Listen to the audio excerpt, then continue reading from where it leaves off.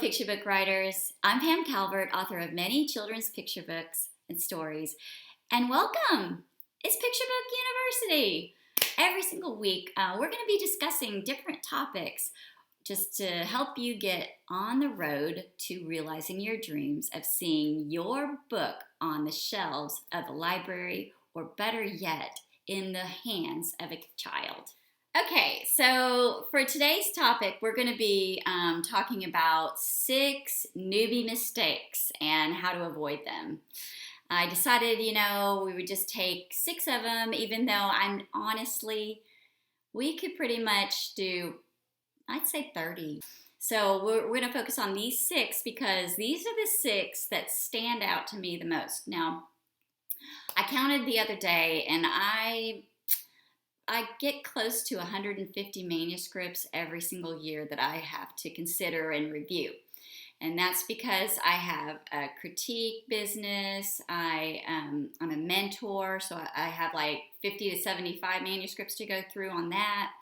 I'm a Rate Your Story judge, and if you don't know what Rate Your Story is, it's an amazing, amazing thing to get involved in, and so I'm going to list the link below for that. So I've seen a lot of picture books, and I know what I'm talking about here, and I see these newbie mistakes over and over again.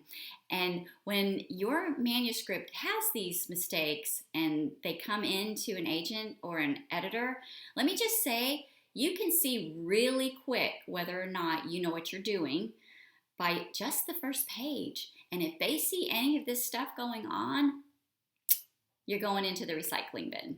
All right, the first one I want to talk about is something that you wouldn't think would go on, but it does all the time. And it's characters who are not named. I don't know how many times I get manuscripts with characters that have no name. And it's because usually it's written in first person. So a lot of people will do that and they have no name for it.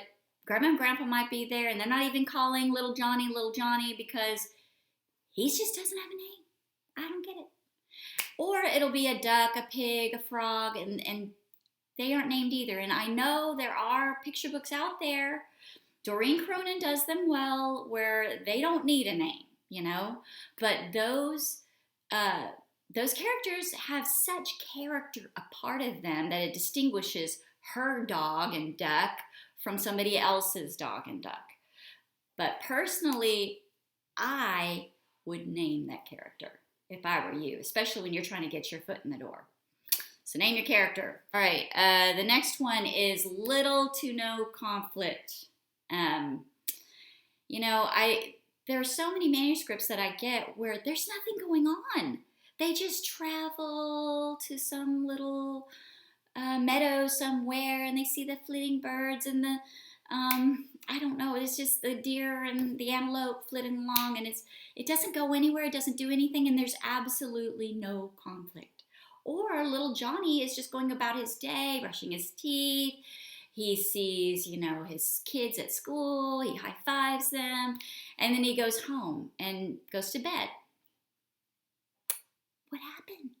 What's going on? Conflict is biggie, and in fact, it's so big, I'm going to be spending a lot of time on conflict, probably several workshops on conflict, because it is the meat of a story, is conflict. You have to have conflict. You have to make your characters suffer. I'm sorry. They have to suffer. They have to cry. In Brianna Bright, she is at the end of her rope by the end of it. You want your readers to be crying for your protagonist. Okay, conflict. Okay, this next newbie mistake is one that's very, very common, and I know you've probably heard about it a lot, and that is the problem of telling your story instead of showing your story. We've all done it. I know I did it when I first started writing. I told what was going on. I didn't think about that I would have to show anything. And the best example I can give you is maybe from one of my books. So I'm going to use Brianna Bright this way. So if I were to tell in my story, I would say something like Brianna Bright liked to dance, but she couldn't. And so every time she did a twirl, she would fall down. I mean, that doesn't paint, it paints a little picture, but it doesn't paint enough of a picture. When we show, we need to think about the five senses and try to incorporate at least one or two of those senses in order to make the reader feel what you're trying to convey. So I'm going to read you just the first few lines here, and I want you to hear any kind of senses. So I wrote, Brianna Bright's tiny heart longed to dance. Unfortunately, her feet didn't follow. Now, you could say that is telling, but you can feel her tiny heart long to dance. So I'm already giving you an emotional response there.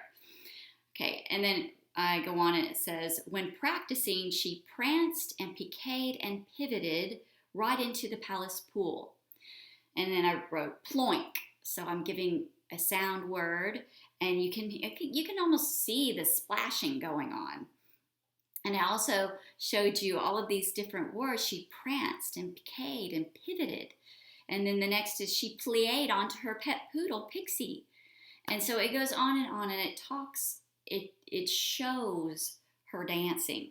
This next one is, I get this so much, and I think it's because, we are adults and we are parents, most of us that like to write picture books, not everybody, but most of us that are parents feel like we need to be in the story, right?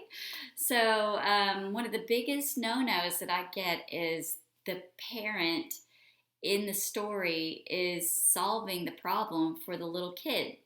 And the character is the child. Usually in most picture books, the characters are either a child or a childlike character. Like in my Flash the Little Fire Engine, even though he's a little fire engine and he's going to work, he's still a childlike character. I made sure that he kind of acted and talked simply like a child would, and would have thoughts like a child would. So it's so that your reader can have connection with your main character. That's a big must.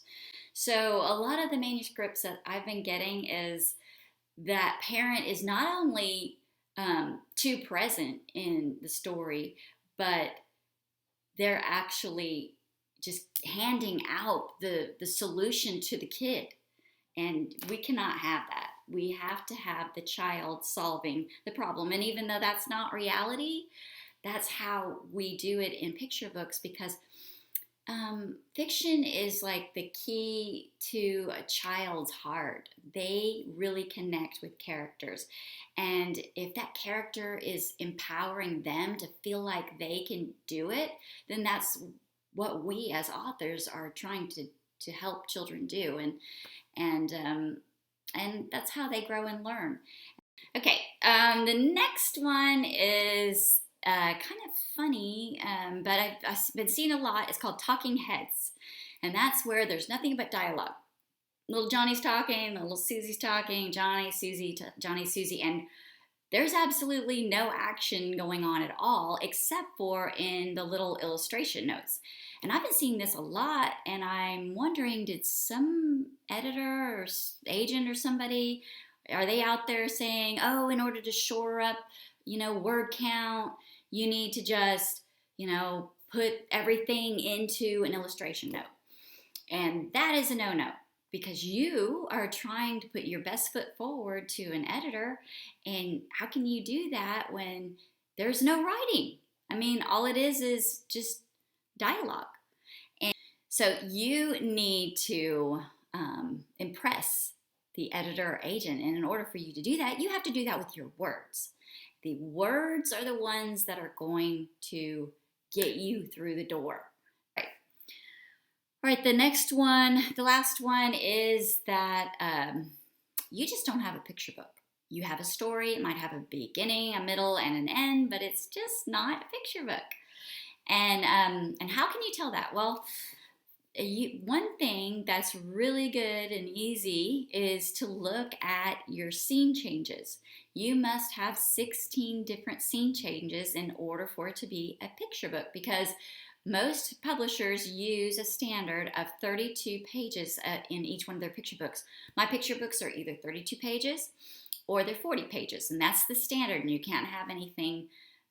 That's just the way they do things. Now, my opinion, you should have way more than 16 different scene changes. And now what I'm meaning with scene changes is it's not Johnny sitting in a classroom the whole time and then just different things are happening. You do have books like that, but let me just say visually, it's very boring unless a real huge action is happening in that classroom. And that I have seen books like that, but they're rare. And what I've noticed is there's just not enough conflict to bring the story through, and that's the reason why you're not having enough scene changes, because you don't have enough conflict or there's not enough going on in your story. So in my stories, if you count them up, you're going to find that I probably have 6 or 7 different scene changes probably in the first couple of pages, but they can't pack all that in. Like in Princess Peepers, there's a big picture on one side and then there's 3 different little pictures on the others, because I've got all kinds of different things going on. So another thing too, if it's not a picture book, you can tell is if the story plot isn't very compelling. Now, short stories can have compelling plot, but maybe there's a lot of internal monologuing going on. There's a lot of emotional angst, I'd say. And I've seen some people put in like a picture book, but it's not a picture book. It should be a middle grade novel. I'll even tell them that when they come to me for critique.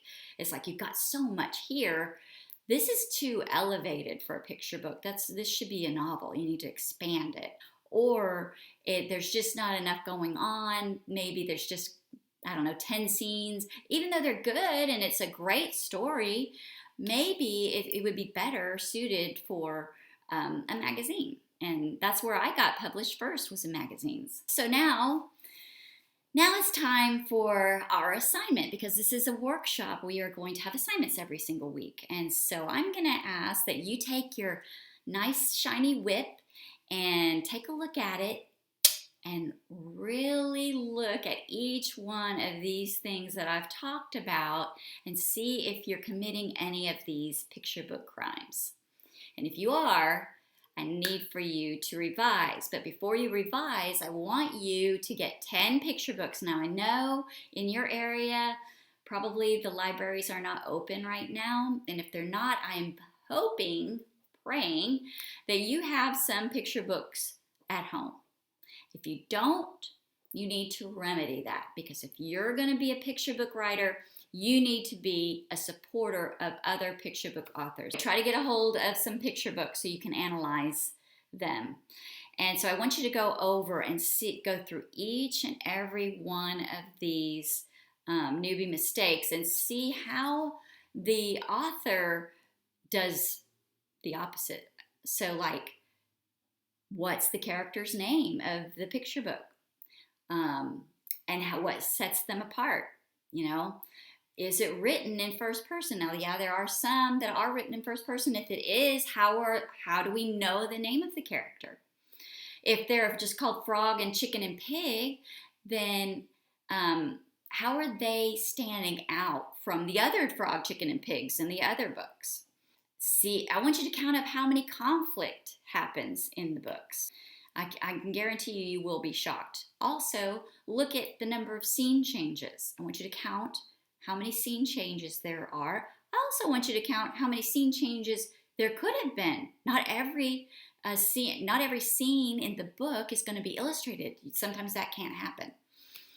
I want you to see if parents are solving the problems. Now, sometimes authors will break this rule. Well, if you see that rule broken, see why the rule was broken. Because sometimes rules should be broken if it's done well. I also want you to see if there's talking heads. All they do is dialogue. Is that all? That's all you see? I bet you. Yeah, I bet you won't. And I want you to see how compelling the conflict is and why it supports a picture book. while you think. All right. And so now, after you've done all that and analyze them, and then go back and take a really good look at your work and see if you're doing any of these things. If you committed these crimes and you revise and you're really excited about your revision, then you can shoot your first 2 pages over to me. Shoot the first 2 before and the first 2 after. And I want you to attach it in Microsoft Word if you wish.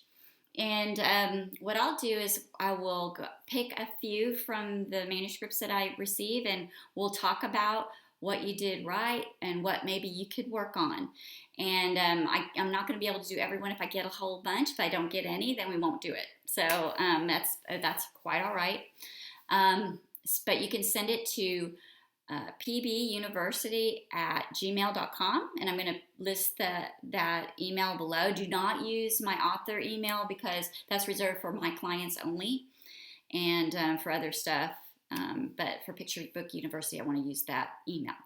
Okay, and then on Friday, we're going to have our Friday Dine and Wine, WHINE, and that's where I'm going to talk about not all, but one specific thing that happened to me on my writing journey. And let me just say, I've had a lot of things happen to me. Almost any little writing thing you've ever heard of probably has happened to me.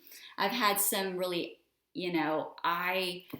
jaw-dropping things that have happened to me that you're like, why would anybody say that to you? And all kinds of fun little things like that happened. And it's I want to talk to you about it because I want you to not get discouraged if any of these things happen to you. Then we'll go over the manuscripts that I've received.